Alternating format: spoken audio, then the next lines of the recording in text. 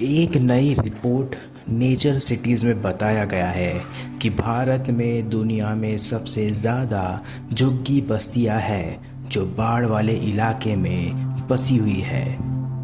दुनिया में झुग्गियों और बाढ़ के खतरे के बारे में क्या चल रहा है? बाढ़ वाली जगहों में रहने वाली झुग्गी लोग दुनिया भर में करीब 158 मिलियन या फिर 15.8 करोड़ लोग शहरों की झुग्गी बस्तियों में रहते हैं जो बाढ़ वाले इलाकों में हैं। इनमें से ज़्यादा लोग भारत के गंगा वाले इलाके में रहते हैं। भारत में 40% से ज़्यादा झुग्गी में रहने वाले लोग ऐसे इलाके में रहते हैं जहां बाढ़ और बारिश का खतरा ज़्यादा है।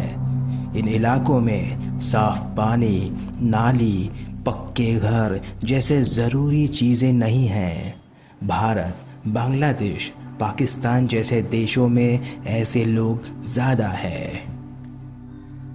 भारत के दो बड़े शहर जहां झुग्गी और बाढ़ दोनों का खतरा है। मुंबई, यहाँ कई लोग निचले और समुद्र के पास वाले इलाके में रहते हैं। दिल्ली और यमुना क्षेत्र, यहाँ गर्मी और नमी ज़्यादा रहती है। गरीब देशों की परेशानी, गरीब और मध्यम आमदनी वाले देशों में 30% से ज़्यादा झुग्गी बस्तियां पहले से ही बाढ़ के खतरे में है। भारत में बाढ़ क्यों आती है?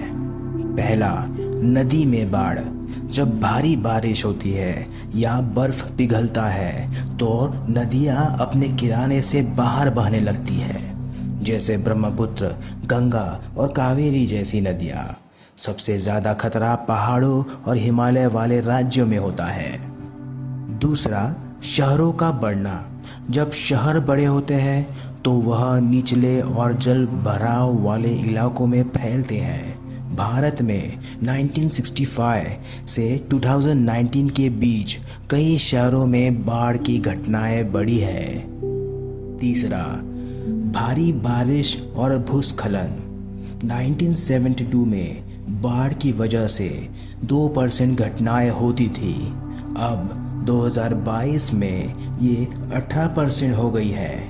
उदाहरण, हिमाचल प्रदेश जुलाई 2023, उत्तराखंड जुलाई 2023, लद्दाख जून 2023, सिक्किम अक्टूबर 2023। चौथा, भारत की 70% बाढ़ें बहुत तेज़ बारिश और ज़मीन के गीलेपन की वजह से होती है, न कि सिर्फ नदी के किनारे से। जलवायु में बदलाव। मौसम में बदलाव से बारिश और बाढ़ ज़्यादा होने लगती है। छठा, शहरों की गड़बड़ योजना। दिल्ली, मुंबई, हैदराबाद, अहमदाबाद जैसे बड़े शहरों में पानी निकासी की व्यवस्था कमज़ोर है। 7, गलत तरीके से घर और सड़क बनाना।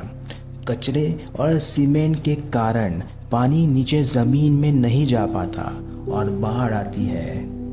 8वां, स्थानीय सरकारों की तैयारी कम। बाढ़ से बचने की योजनाएं, मौसम की सही जानकारी और अच्छी सड़कें और नालियां बनाने में कमी है।